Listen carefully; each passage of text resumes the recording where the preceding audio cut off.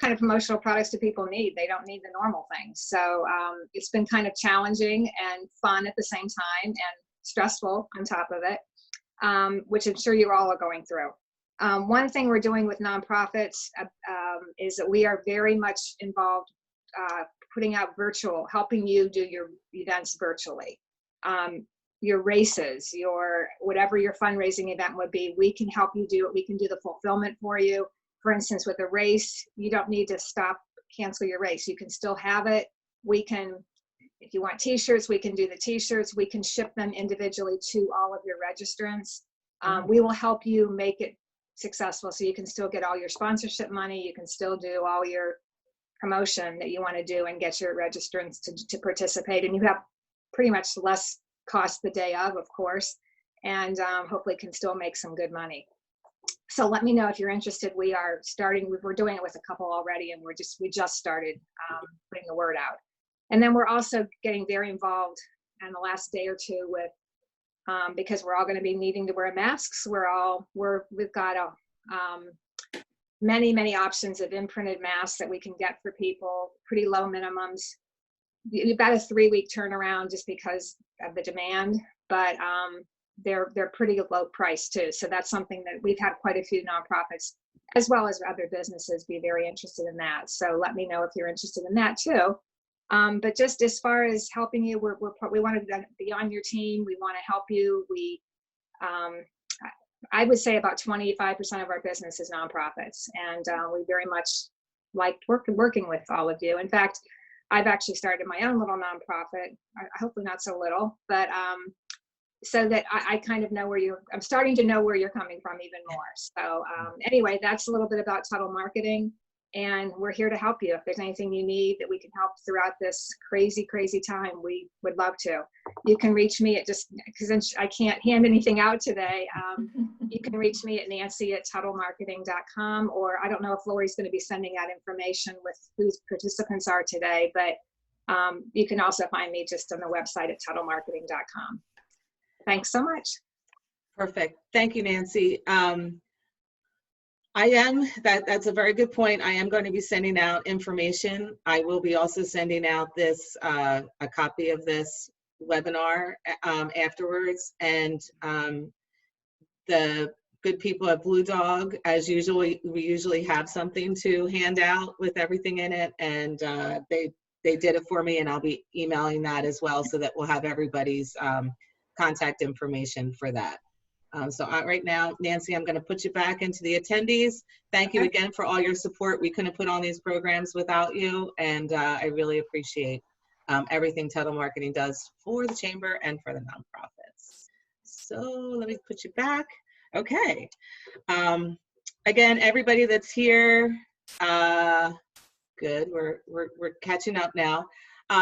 I'm Lori Ryan. I'm the president of the Exeter Region Chamber of Commerce, and this is In the Know for NPOs, managing the connections between money and time donors.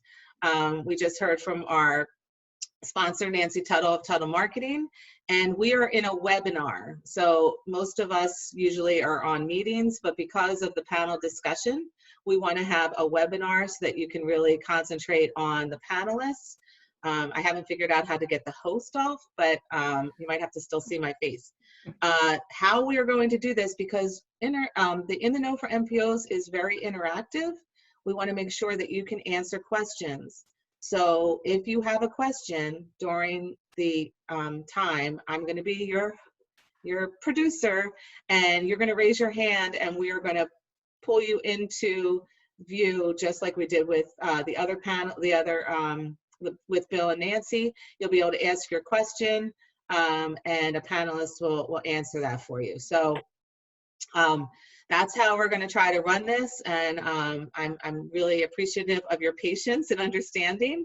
But the group of experts here is so valuable, and I'm really excited to hear what everybody has to say. So we're going to get started, and I'm going to introduce my friend and new chamber member, Dr. Pamela Leland from the Leland Leadership Group, I think it is.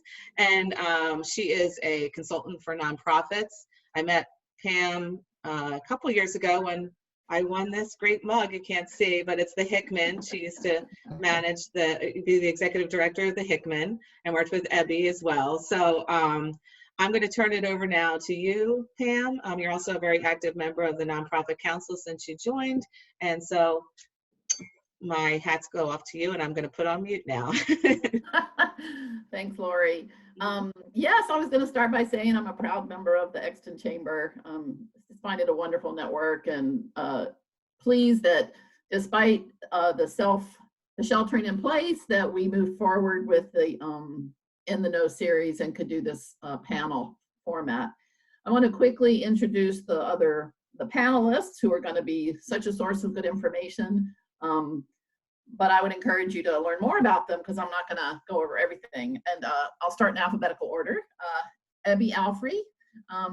I've known Ebby decades, I think, off and on, because we both come out of the Delaware nonprofit community, and was thrilled when he said yes to come be a colleague of mine at the Hickman. He's the director of advancement, where he's responsible for the typical things that development directors do with philanthropic revenues and events and managing donor relationships. Patty Campbell, also somebody I've known for a while. I did not put this panel together, by the way. It just happens that I know everybody. But Patty and I share a history at the University of Delaware, and she is now the director of advancement for the YMCA of Greater Brandywine, which has too many branches now for me to keep track of. But she is also, in her role, responsible for all the philanthropic revenue for the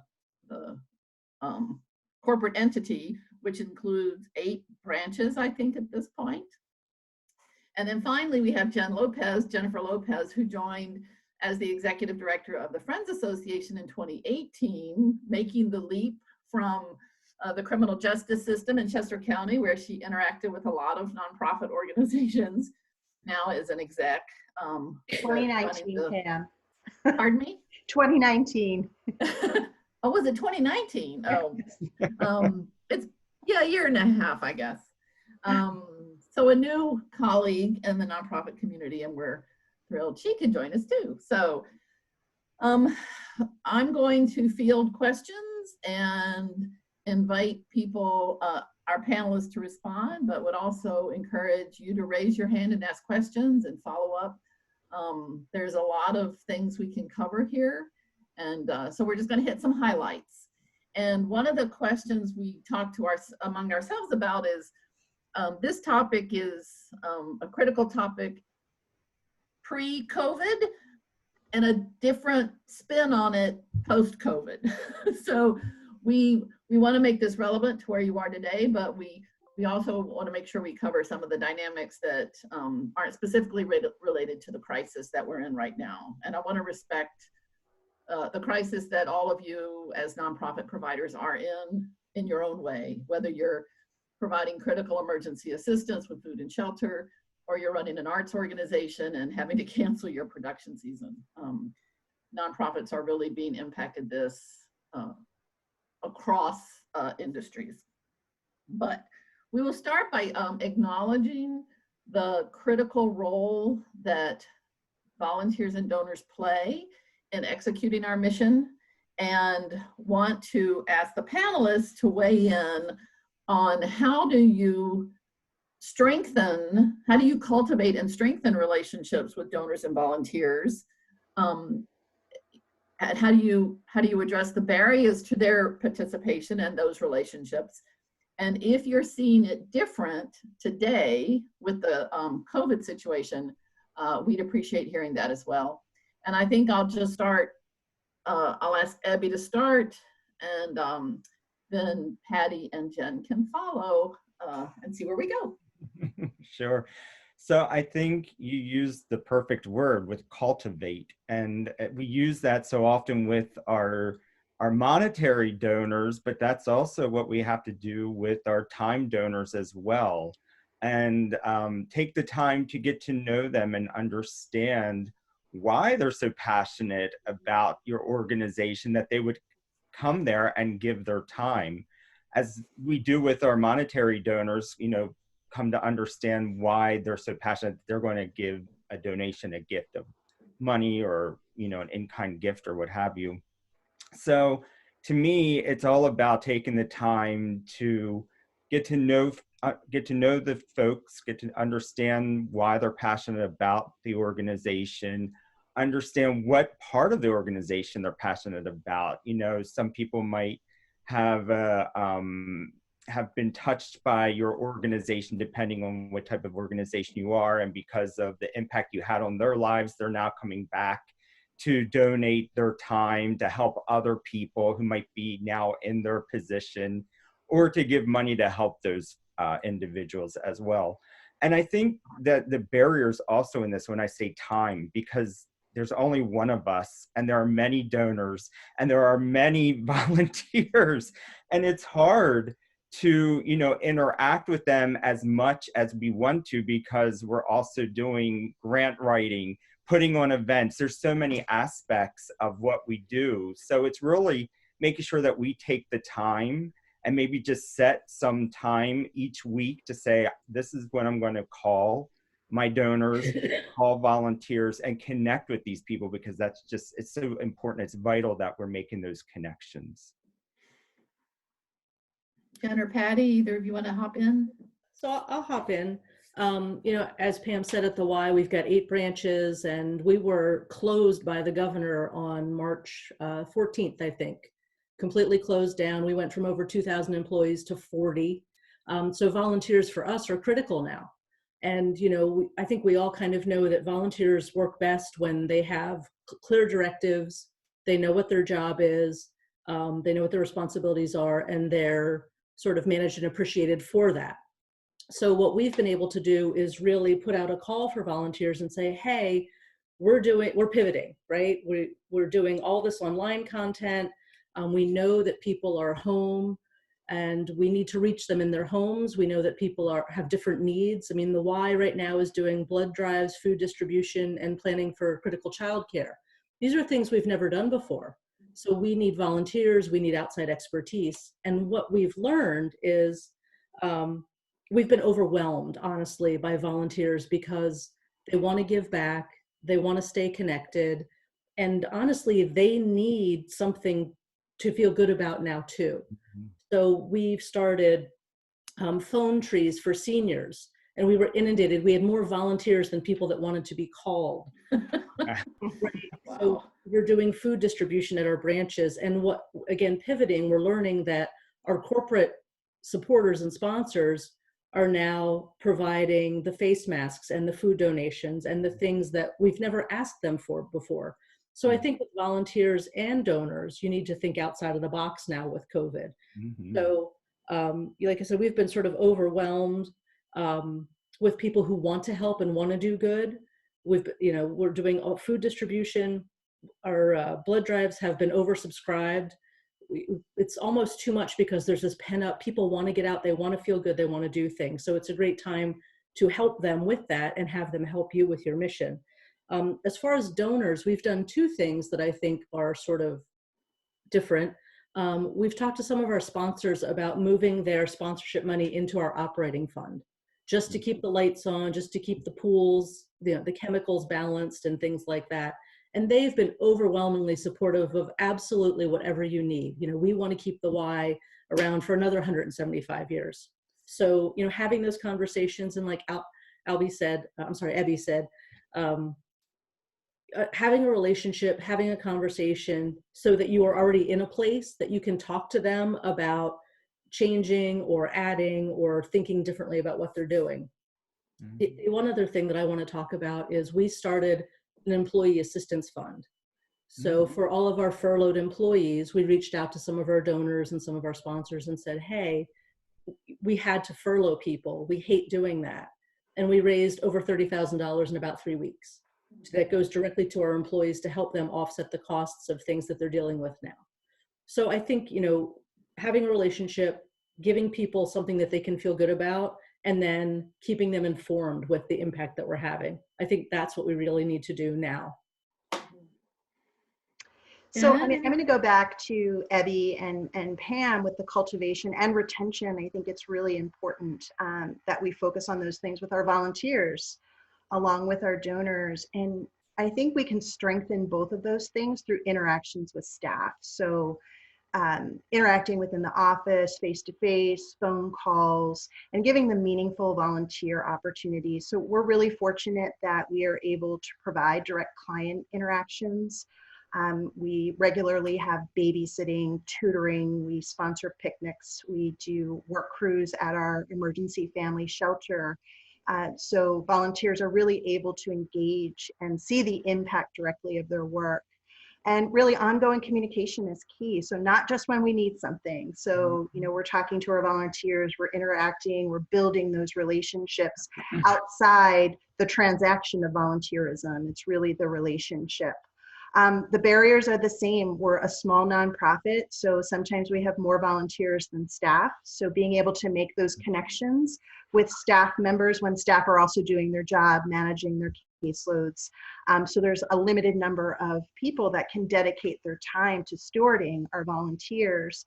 Certainly during this time, it's been challenging because we have gone remote, even though, you know, we're all still operating. Our emergency family shelter is open, it's at capacity, but in, you know, going along with the governor's order to stay at home, we suspended all volunteer opportunities, but we had to take a good look at what our needs were and then find creative ways to engage volunteers and find ways that they could support. So we immediately in the first weeks began assessing families for their health, first of all, and then their basic needs, food, things like that. And then everyone's homeschooling, and we serve families with children. So we suddenly had families that had to set up homeschooling. So we reached out to our volunteers because we had some kids without the technology that they needed. So we had donations of iPads and laptops. And then we said, well, we have parents who may not be equipped to homeschool alone, single parents that would struggle with multiple kids in multiple grades. So we put out a call for volunteers for tutoring. We set up a Zoom account and we're allowing the volunteers and the families to tutor over Zoom. So, you know, an interesting way to do things. We have volunteers doing data entry for us. And we're looking at peer-to-peer fundraising with our volunteers. So we were talking earlier about Giving Tuesday Now. That's one of our strategies. We're going to say, we know you can't be with us in person, but you can share this information on your social media. You can help us get the word out. We had two longtime volunteers who also are donors do an interesting front porch project. They're both artists, photographers. So in their neighborhood, they went around to families within their neighborhood and in social distance with a Zoom camera, they took family portraits. And if a family wanted their portrait taken, they're donating to Friends Association an amount of money. And so we've been seeing that money coming in every week. And we hope to highlight that soon on our social media page. And then we've also had people making masks for us. We've had food deliveries. So it really is about being creative and keeping people engaged during this time that we can't see them face to face. You know, there so many strands to follow up on with that, but I'm curious, you know, in pre-COVID normal times, I think, you know, there's a challenge of finding the volunteers who will be, and donors who will be reliable and consistent and available. And then in this time or other times of crisis, it's about being overwhelmed with the volume. And in both of those periods, it's about managing the expectations of the organization, of employees who work with volunteers, and the volunteers and donors. So I'm wondering, comments and thoughts about managing expectations, you know, because you can't, you know, being flooded with volunteers is a blessing and a challenge. So, Patty, you had some thoughts. Well, yeah. So I think it needs to be somebody's focus and somebody's job, right? It's got to be, someone's got to take responsibility for it and coordinate and manage it. And I don't know that we've done that well because we are spread out so much and we have different needs at different branches. And right now our needs are very different.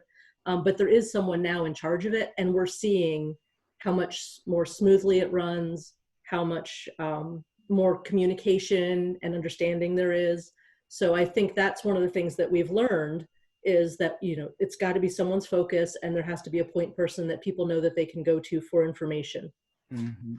And Patty, you're talking specifically about time volunteers in that context, yeah. And Abby, I would say again, it's communication. It's really about ensuring that the needs of the organization match the needs of the individual who's volunteering their time and their desire to get involved. Otherwise, it can be a bad experience for everyone, and that's certainly something that we don't want. Managing our shelter is unique in the setup where it's 6 apartments, so it's not a communal shelter. So sometimes the expectation of someone coming in is very different. And, you know, we're not beyond referring someone who has a different expectation to another agency that's a better fit. I think that we have to be open to doing that and suggesting and making that connection for them. So again, it really just goes back to the communication. And I think that in, you know, referring to someone to another agency to volunteer doesn't mean that we can't engage them in other ways and that they won't donate. But it's better to lose them as a donor than to leave them with a bad taste in their mouth through their volunteer experience. And also, I think right now volunteers miss being with us. You know, with the Hickman being a senior living community, we had to go on lockdown almost, you know, as soon as this really hit. And we have as Pam knows, we have a lot of volunteers who come in daily with their dogs. They do dog visits and such. And they got so creative, which is great, that they are Skyping with our residents with their dogs. So our residents can still visit with their dogs. And different people I've spoken to, they've mentioned, you know, we miss coming in and meeting, going into the rooms with our residents and visiting with them, because they've developed these relationships that are very deep. And thankfully with technology, they can maintain that. But we also have to remember, I mean, this is impacting the volunteers, and they're, you know, what they're used to doing, you know, being part of our organizations and being fulfilled by doing that work that now they can't really do as easily as they had done before. So really communicating with them and keeping them engaged as much as you can is just so important. You know, I'm curious. My first job out of graduate school was as a director of development for a small human service organization, one-person shop. I did everything from grant writing and events to managing volunteers, and at that point was introduced to the volunteer the profession of volunteer management. And so it's got a long and rich history of understanding the professionalism that goes into managing this agency resource. But many organizations, in my experience, don't have the size or the depth to have a full-time director of volunteers, right? It's something that's embedded in another person's job. And I'm curious, I will be curious to see if, to your point, Patty and Jen, that will nonprofits see the potential of investing in this volunteer resource to maximize its impact on, you know, the work you're trying to do? Because again, in my experience, often people who are unfamiliar with this but who are in leadership positions say, oh, well, volunteers are extra, you know, so they're ancillary to what we do as opposed to essential to what we do. And I think there are certainly some organizations that get that. The Red Cross gets that. The scouting organizations have always been executed by volunteer staff. But many other organizations rely on other professionals and don't utilize that resource. So I'm curious, do you think you'll see a long-term impact from this experience that is going to go on for a while on how you engage? Well, I think that, you know, it's a double-edged sword, because I think we're all now under pressure financially. And so, you know, where do you spend the money? I would hope that, and again, we had this Pollyanna conversation the other day, that after all this is over, we're really analyzing, and this, you know, as we move to more of a business model in running nonprofits, I think we have to invest in those important areas. I think it's critical to operations. It's critical to growth. And so, the lack consciousness of not having enough and having to choose between direct service and those areas of volunteerism and even development and fundraising, has been a challenge for all of history. And I'm hoping that we come out of this realizing that we have to invest in our staff, we have to invest in our agencies and our infrastructure to really, truly fulfill our mission and not burn people out. Yeah, and I think I wrote a grant to get to hire a volunteer coordinator and buy a volunteer database, because our volunteers have to go through clearances because they're going to be around children. Right. What we learned in trying to coordinate volunteers sort of scattershot is that people want to volunteer on their time when they're available, and they want to know now so they can plan for it. And even with our corporate volunteers, they've asked, all right, give us the annual list of events that we can come and volunteer at, and we'll let you know. And it's like, I don't know when things are going to happen right now. Right. So what people really wanted, what we found, is that they want an easy way to go online or somewhere, look at the opportunities that are available on a Tuesday at 2 when they're available, and sign up remotely and show up. Right. So I think the technology and managing the relationship have to go hand in hand, because people don't want to say, oh, hi, we have a big event on Saturday. Can you come help? It's, well, I want to sign up when I have time in my own space. Right. So, so we do have a question. I'm Okay. going to invite somebody in. Chris Zaccarelli. Hi, Chris. You have to go in. There you go. Unmute. Yep. Chris, you're on. Okay, you guys disappeared there for a second. That was very. I know, it's weird. I was like, what I touch? So I just kind of wanted to piggyback on. Can you guys hear me? Yeah. Yes. I'm getting a "you're muted" message on my computer here. Sorry, new to the webinar thing. So I just wanted to pick up on what Jen said, as far as we literally were in the process of hiring a full-time volunteer coordinator when all of this happened. She is scheduled. We did end up finding someone. We got really lucky that we were interviewing for a different position. So she's supposed to start after school, and she's at Penn State right now. So she's going to start the middle of May. And Jen is right, and Pam is right. It was like a learning process for us. We initially had a volunteer coordinator that was in our PE department. Volunteer coordinator was not her full-time position. She came to me and said, this needs to be a full-time job. We didn't have the money for it. So I said, okay, like, we'll put that off as a future goal. And then we hired someone part-time to do it. That was just her responsibility, but it was only part-time. She left because her family started a family business that she was going to be in charge of. And she came in during her exit interview and said, this needs to be a full-time job. So we worked through the budget, and we are finally able to hire someone full-time. And I've been there for over 2 years, and we're just now, and we've never had a full-time volunteer coordinator before. It's an investment, absolutely. Yeah, and I definitely think it's a learning process within each organization as to how you can maximize your volunteers, and how a full-time volunteer coordinator can keep all of those individuals engaged, and eventually, hopefully, turn them into money donors, because you are going to be paying attention to them throughout the year, as opposed to like Patty said, oh, we have a race this weekend. We need people. Let's call them and get them here. And then I also just wanted to mention that we've started looking at doing our volunteer training virtually. Not really sure when we're going to be able to get 15 or 20 people in a room where we don't have to be 6 to 8 feet apart. Typically, our volunteer training takes place in our boardroom. Those of you that have been to our office, our boardroom is very tight. So one of the other PA centers, one of the other sexual assault centers, had said that they were toying with it. And we thought, what a great idea. Our training is pretty time intensive. It's like the domestic violence center. It's 40 hours. So 3 months ago, a lot of people didn't have time to do that. Now they do.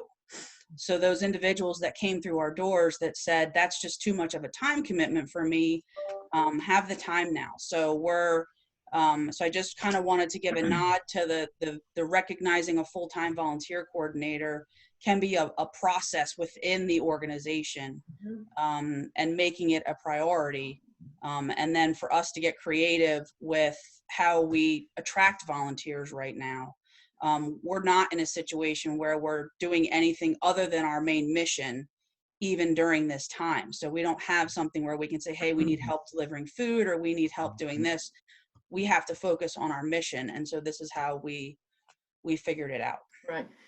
You know, Chris is reminding us that the theme of this panel is the interactivity between time volunteers and money volunteers. And we mentioned in the beginning about the importance of cultivation and building the relationship and staying in communication. I'm wondering if the three of you have any sage advice for how do you take those time volunteers that organizations may now have more of and retain them and turn them into money volunteers, when I sometimes hear my time is more valuable than my money, and you don't need my money as much as you need my time.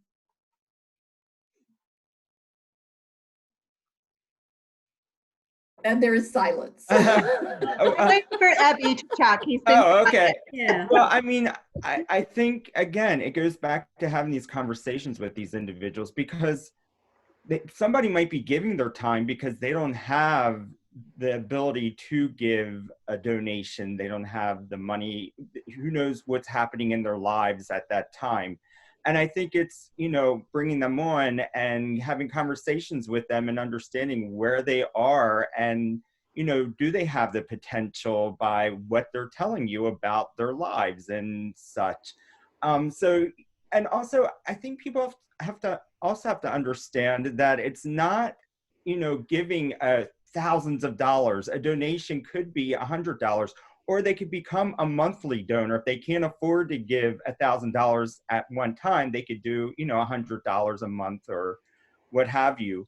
But I think it's understanding who they are, what their potential is before you go into making an ask or assuming that they can or can't. I mean, again, to me, it's getting to know people, building those relationships and understanding their capacity. There's also, wealth engines and such. If you want to look up somebody, you can just Google somebody and see where they live and such to kind of base it around that as well. But I think when you have volunteers, they're there with you and you have the ability to have those conversations. And, you can express what some needs are at that time, what you're going through, and, you're looking to purchase a piece of equipment that's going to make things easier for everybody at your organization, or you want to start a new program that, might be of interest to them. And so it's kind of, again, it's having those conversations, getting to understand them while you're working with them, and then, going from there. So I agree. I think it goes back again to the cultivation, and really the long range view of this. Because as Abby so beautifully said, people are moving in and out of circumstances in their lives. So there may be a time when they can just volunteer their time, and then circumstances change and they're able to donate money. But I think that, again, we have to pay attention to volunteers, and we have to cultivate them like we cultivate our donors and build the relationships. And I think the research is out there that says that the more that we do that, the more people will turn from time donors to money donors. And I think also, I think we see the patterns of people volunteer for a few years and then they kind of move on to other interests. And we've got to solidify those relationships, retain donors, and really work on the cultivation piece. And ask. And it's asking when you need something. Totally agree. Having those relationships, communicating, but also showing them the impact. So you're volunteering in this program or in this way. Did you know that half of the kids here getting swim lessons are, being paid for by, donated funds? Or, these kids at camp, we pay, again, that so many of these kids can't afford to go to camp. So we raise money to help them. And just giving them the reality of the situation and understanding, how much financial assistance you give or what your needs are, you know, you don't have to pull back your financial statement or anything and show them, but understanding in the moment what they're passionate about and how an additional something would help or provide programs for more people, more kids. I think that's really important. You know, sometimes I feel like the vampire in the room, like, oh, here comes the development person, they're going to have their hand out. And I think if you have a relationship that you're not always asking, but you're informing, I think that's the most important thing you can do. Well, and I, as an example, you know, we have corporate groups that come in quite a bit, and we always, you know, we tell them the stories. I mean, I think storytelling is so important, and showing them the impact. And I can't think of a time when we haven't had a corporate group doing work at the shelter where I've sat down with them and said, you know, this is what happens. This is how families get here. I think most people assume because we're a shelter that we're heavily government funded. We are not. The government funds about 24% of our shelter operations. The rest is all by donation and fundraising and grants. And I can't think of one time that a group has not left with at least one person giving us a check, saying here, or even cash, like, I want to give this to you. So it really is about telling the story and showing the impact. And we also see with corporate that they will fund where their employees volunteer or care about. So when we're asking for a sponsorship or a corporate gift, it's like, well, what's our relation to you? What's our, you know, how are we connected to you in other ways that people care about? And frequently, if the employees volunteer there, they have the ability to influence decisions on funding.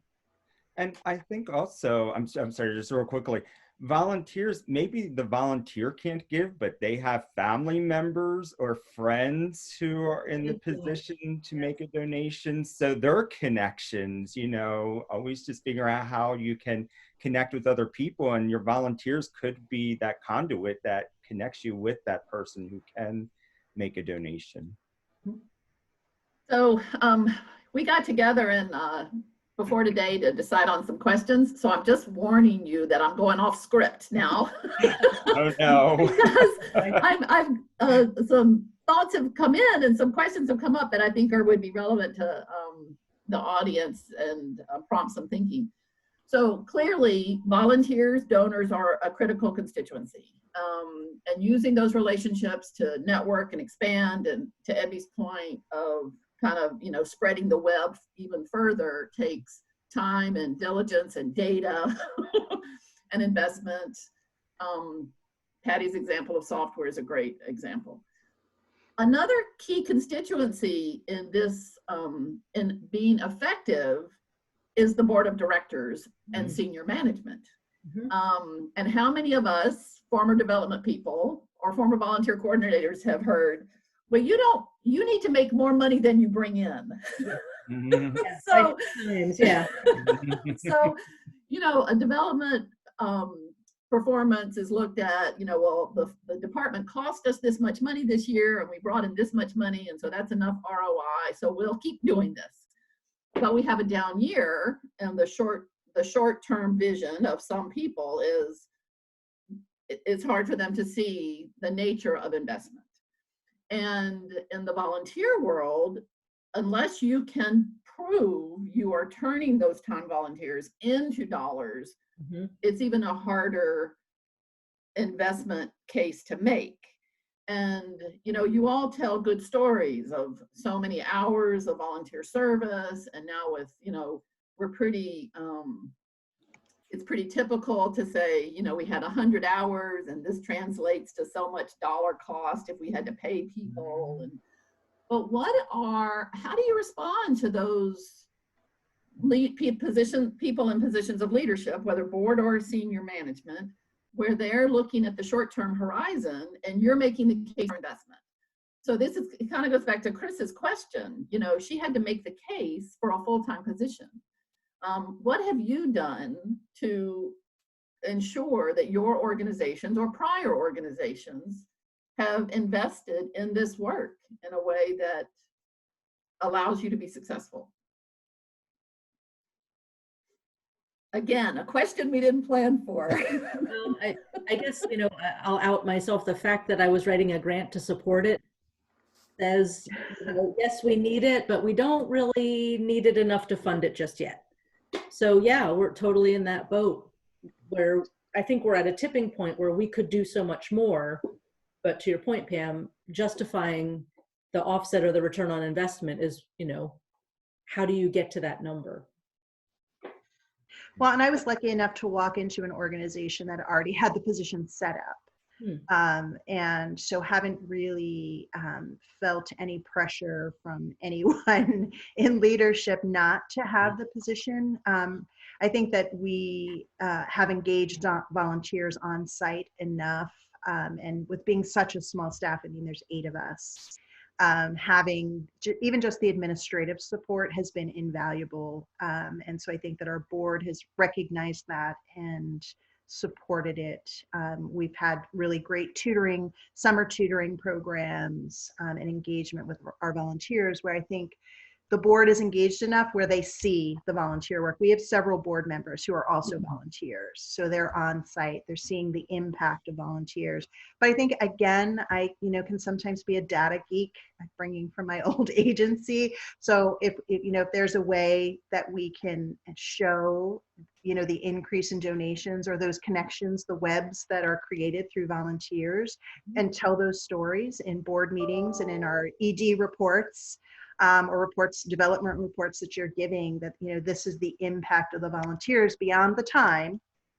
We've also created these connections that have resulted in I think that speaks to those in leadership.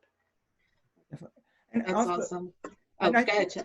Oh, I'm sorry. I was going to kind of go back a little bit. Being a volunteer manager, you're a manager. So you're managing these people, and it's not always a good situation. It could be a situation that's a negative situation. So you have to be prepared to deal with a time when somebody's not working out and fire the volunteer. I mean, that's part of what a volunteer coordinator is doing in their position, and making sure that, people are following your policies and procedures and guidelines, and they're not doing things that could put your staff members, the recipients of your mission, in a bad situation or putting them in a hazardous situation. So, it's really like hiring and bringing on an employee. You need to interview people, see if they're a good match for what you're looking for, because there's a lot of people who want to volunteer, and they have a good place in their heart that they want to give back, but their skills don't always necessarily match with what you need or what you're looking for at that time. So, it's really, you have to balance that, because the worst thing you do is give somebody a bad situation, a bad volunteer opportunity, or something that's not working out for either them or you, and then they're going out and talking about your organization, how they didn't have a good experience there. And it's not because you're a bad organization or they're a bad person. It just wasn't a right fit for the person. So, really, you need to have that person in place who is managing the whole, not just like, oh yeah, we have volunteers, people like to help us. I mean, that's easy to say, but it's a job. It's a real job. And you're right. It's not just the return on investment, it's the risk, right? Yes, the liability exactly. involved, someone managing that and making sure that nothing bad happens, or, volunteers don't take on things that they shouldn't be. Right. Yeah.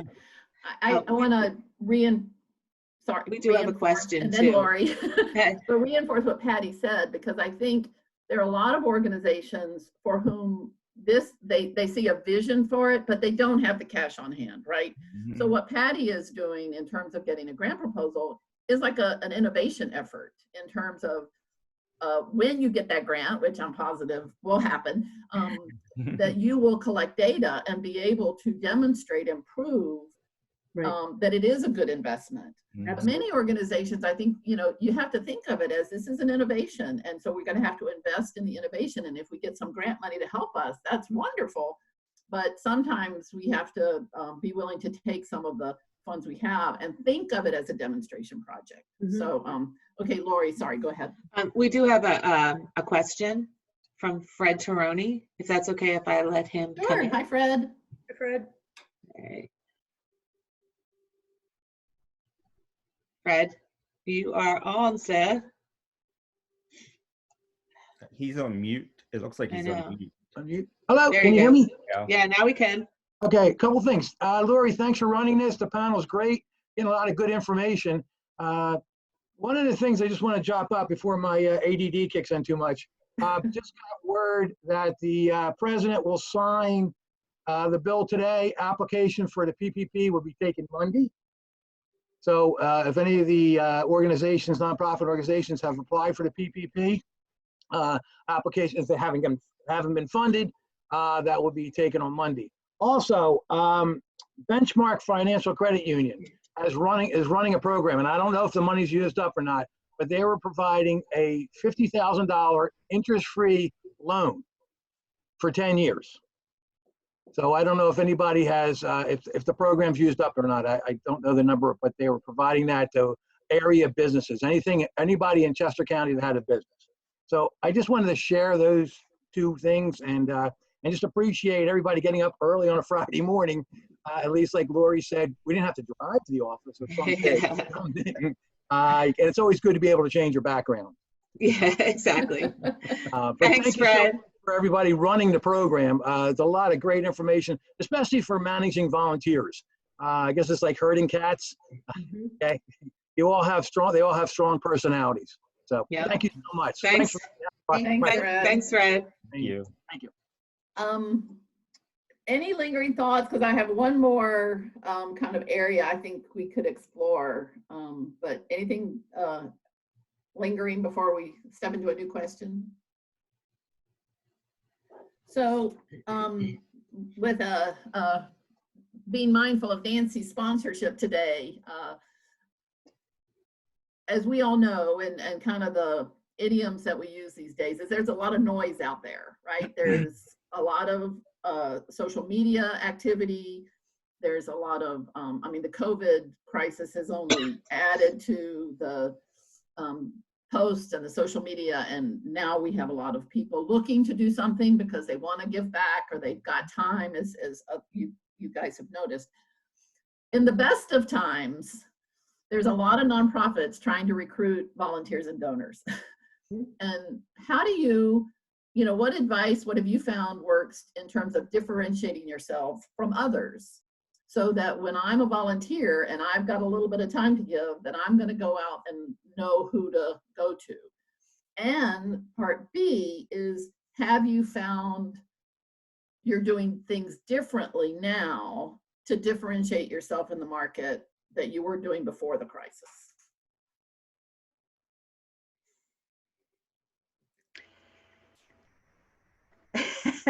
Go ahead, Evie. Oh, no, I mean, you know, there were a lot of like volunteer fairs where you could go and meet with people and such. I don't know how, maybe there'll be virtual ones now. You know, I don't know. It's going to be interesting to see how we're able to connect with new people to become volunteers at this point, because of the situation we're in. I guess we're going to have to see how it plays out. But I think we're just going to, with the situation we're in, again, I mean, I go back to this so much, it's communicating, and it could be, you know, talking to volunteers and letting them know, you know, right now we don't have a whole lot that can be done as in the past, but there are opportunities, and, you know, organizations can see what they can give to volunteers, you know, who are home to be working on while they're not at work right now, or they have more time because they're not going out. And if you do need additional volunteers, you know, ask them, do you have friends who could assist with this as well, or family members, or, you know, even their children, because their children are home now, you know, that can help them with whatever, you know, that is. And that, you know, once we get to the new normal, whatever that's going to be, once we come out of this, you know, if we can still depend on you as being a volunteer and keep them engaged. I mean, again, I feel like I say this so much, but it's just keeping people engaged and knowing that they're still valued during this time, even though they can't do what they might have done in the past. And I think that, you know, for me, and again, it's only been a year and a half, but when I talk to volunteers, there's usually a connection with our mission, Yeah. right? So it's somebody has a heart for the work that we're doing and they want to be a part of it. And I think that's how we get most of our volunteers. And whether it's they had a family member who experienced something similar, or they just realize how fortunate and privileged they are not to have experienced it. I've had interactions where someone said, you know, I had a man tell me that his son did a volunteer experience with us with his like CYO group. They came and they did something, and he came home and he talked about it, and it made such an imprint that the parents then became involved. They had no idea who we were, but their child, you know, had a heart for a kid who didn't have a home. So I think it's, again, through the social media and all the ways we can kind of get out the information about what we're actually doing in the community, and then people that are connected to that somehow, you know, in whatever way are going to come in, because I think it is really important to have that connection with the mission. As a volunteer, and we get, I'm, you know, I'm not gonna lie, we get people that get arrested and have to do community service, and as long as they meet the clearances, you know, we'll try to help. And then, you know, they come in and it's life-changing for them. We've had a few college students with underage drinking, and they had to come and do volunteer, you know, mandated by the court, and they're still there years later because they really connected with what we were doing. So I do think it's the communication. We've been challenged during this time, like everybody wanted to give physical donations, like material goods, and at normal times we collect those because, you know, we survive off our shelter. We move about 30 families in and out of the shelter in a year, and they're fully furnished, and we're supplying every need. And when a family moves out, they take the pots and pans, the dishes. So 30 times, you know, twice we do that. And everybody was calling, but we just couldn't, we're such a small staff. We didn't have a safe way to collect material goods, store them, distribute them, you know, so that was really challenging. We had a lot of tough conversations between volunteer and development because they were afraid if we don't take these things, they're going to go somewhere else and we're not going to get them back. So it was really challenging to say, we're going to have to face that because we do not have a safe way to accept these donations. So we really did push to, and having the conversations, you know, a major donor emailed me last week and said, I want to buy household goods for you. And so I called and said, here's a couple of ways we might be able to facilitate that.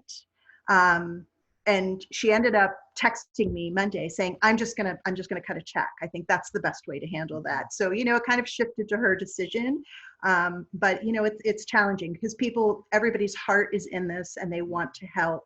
And it really is just about managing it and making it effective for both that person and the agency.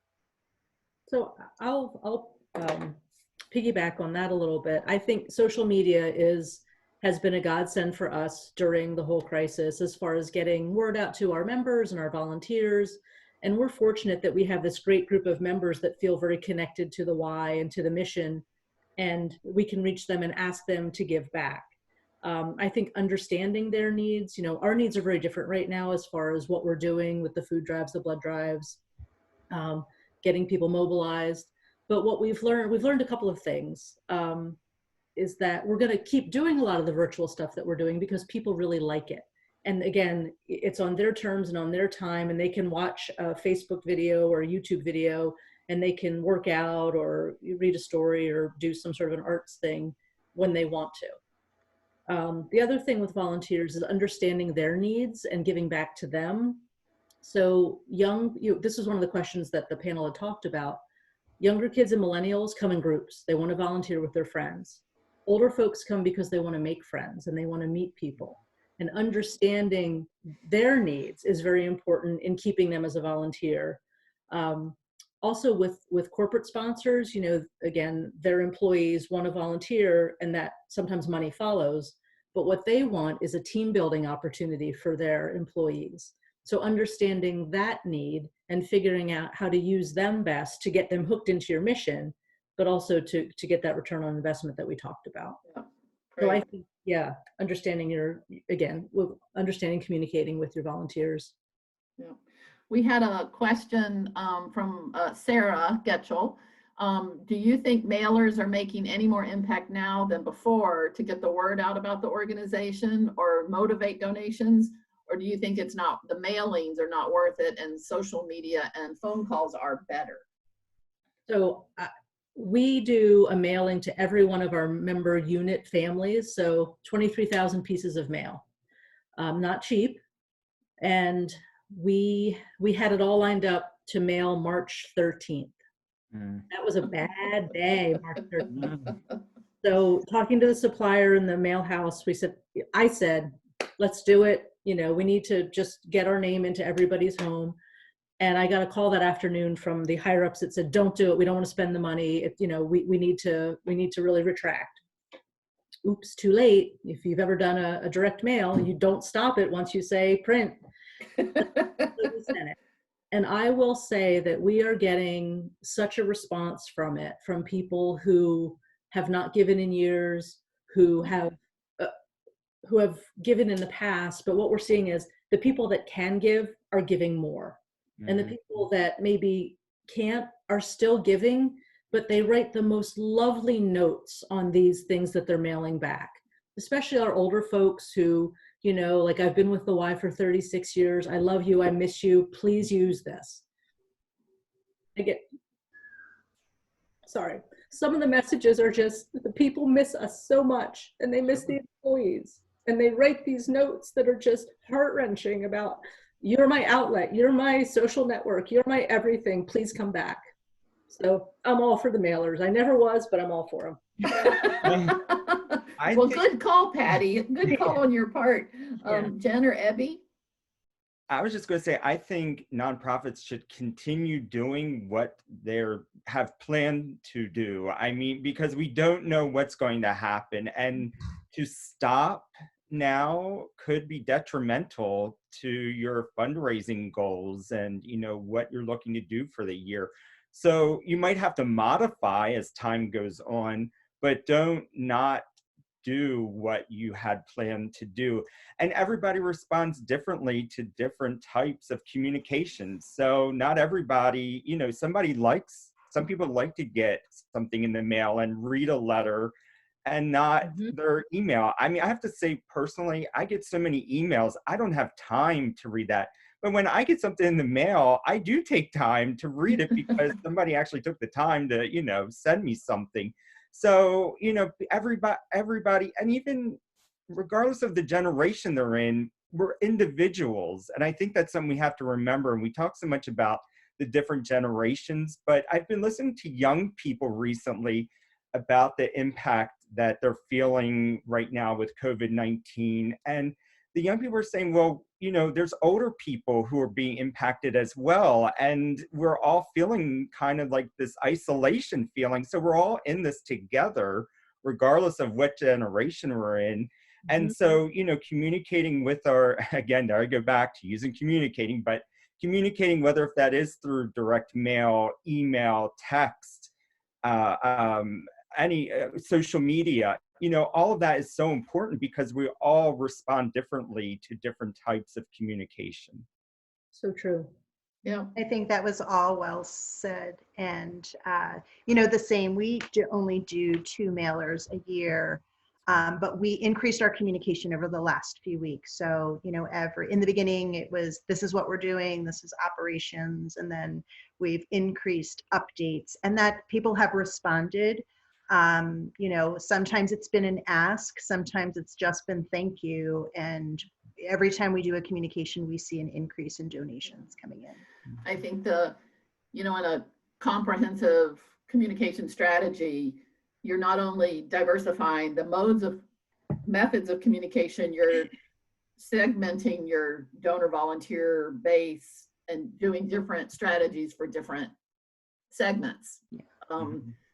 Now, larger organizations have the benefit of having larger groups in those various segments. Smaller organizations that's sometimes more of a challenge, but still, as development people, we know you treat your major donors and your prospects a little differently than the people who send a check to you once in the last 5 years. So I think tailoring your communication strategies is just as important as tailoring your solicitation strategies. We have just a few more minutes here, and I just want to add one more piece. And see if there's any comment. We've mentioned a few times the importance of data, and Patty, I was thrilled to hear that you not only were asking for people, but the software Right, needed. And I'm curious as to your own experiences with relational databases and connecting your volunteer data with your donor data to your other kinds of communication strategy data. Any comments or advice? Sounds like a dream. No, we're not there for sure. And the big piece of the software was something that would be online accessible, that people could sign up again in their terms on their time, and we would just be able to, figure out what we had to offer and who was able to participate. Right. So that's more of a scheduling software as opposed to a database that connects the relationships inside to the why. Well, I think that was our hope, to learn more about, who's volunteering and who we can steward, Right. and know a little better. So we do have a system that we use that has both the donors and volunteers in it. We're able to segment out, blend the information. So I can't imagine not having that. So I feel very lucky to have walked into an agency that, and I've done research and, back in the day when everybody was using Excel spreadsheets and trying to cross reference people. So very effective. I like the idea of the scheduling tool. In addition to that, I think that would make life a lot easier for our volunteers and for the volunteer coordinator as well. Yeah. Abby? Yeah, Anything? and again, what Patty said initially, that would be great if we had, these tools in place that we could integrate everything. Right now, a lot of using Donor Perfect and, keeping notes in there, but, something that could really integrate the volunteers with our donors and the cross connections between the two would be fabulous to have one day. Well, and I think we have to acknowledge that, you need a certain volume of volunteers who are registering to make that kind of scheduling software a good investment. At the same time, Jen, I know plenty of nonprofits who still today are running a fundraising program off of an Excel spreadsheet. So it's not unusual for especially smaller organizations to be in a developmental stage where they have yet to get fundraising software, much less a relational software that connects volunteers and fundraising into the larger organizational systems. And I think that's part of the importance of strategic thinking and visioning, so that you can identify those goals for the future and build your capacity to get there. But you're, even as a smaller nonprofit, you're lucky if you've got that in place. Some are still not able to be there yet. So we, any last words from the panelists? I think, Lori, we should be wrapping up in the next few minutes.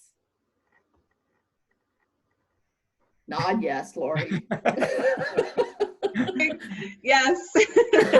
You were on mute. We probably should. Okay, so final words. We'll do alphabetically, but let's do reverse. Jen, you first, and then we'll go with Patty and Abby. Well, I think that it is, I thank you, Laura. You did a great job with this, by the way. For the first webinar, we were all nervous. I shouldn't say it too soon. Perfectly. Let's see if everybody gets it afterwards so that they can see it. Coming from a social service background my entire career, and then in leadership, it's so important to invest in all areas of our houses. And I think, when you're doing direct service, sometimes you're like, why am I, paying for this database when I have a family that can't pay their rent? But it really is an investment in the future, and it's infrastructure that we need to build and grow to meet our mission. So, and I think that, volunteers are one of our best resources. Time, talent, treasure, whatever it is, I think they're advocates for us, they're spokespeople, they get the word out into the community about exactly what we're doing. That's great. I would say the better you understand your donors and your volunteers, the more helpful they can be and the more satisfied they'll be with their interaction with your organization. Remember, board members are volunteers too. That's one thing I think we should all remember as well. And that our volunteers are our greatest ambassadors. They're there, they're giving their time, and that's valuable time that they could be spending with their families and friends or doing other things, but they're giving that time to your organization. So remember to, have a great relationship with them, communicate with them. Even now, communicate. I've been making calls to donors and our residents too, just calling people because they're in isolation right now and just checking in on them. It's not even asking for anything, but just calling and say, hi, I'm just checking in to see how you're making out. And people really appreciate that. So communicate, communicate, communicate. Yeah. So, Lori, I think this has been a success from my perspective. I couldn't be happier. I'm grateful thank you, that Pam. Exton invested, the chamber invested in the webinar resource. I imagine there will be more of these in our future. I do too. And I just want to thank everybody on the call, the panelists as well as the attendees. I know we're doing webinar to webinar, or Zoom call to Zoom call, and trying to teach kids at home and the whole thing. So if people had to jump off or jumped in late, we will send a copy of this with a lot of other information. This is so very valuable, and I have a chat here. I don't know who it's going to, but great job, Bill. Yeah, Bill, you're awesome. Keeping this together, and all the nonprofit council. We couldn't be happier for everybody. So thank you all. Look for an email from me. If you have any questions for the panelists, you'll have their contact information as well. And Nancy from Tuttle Marketing, I know you had to get off too because you probably had calls for more face masks. But we appreciate you all and look forward to seeing you in person in July or before somewhere, along here the lines of a Zoom meeting or a webinar. So thank you again so much. Thank you all. Bye. Okay, well. Have a great day. Well. You guys rock.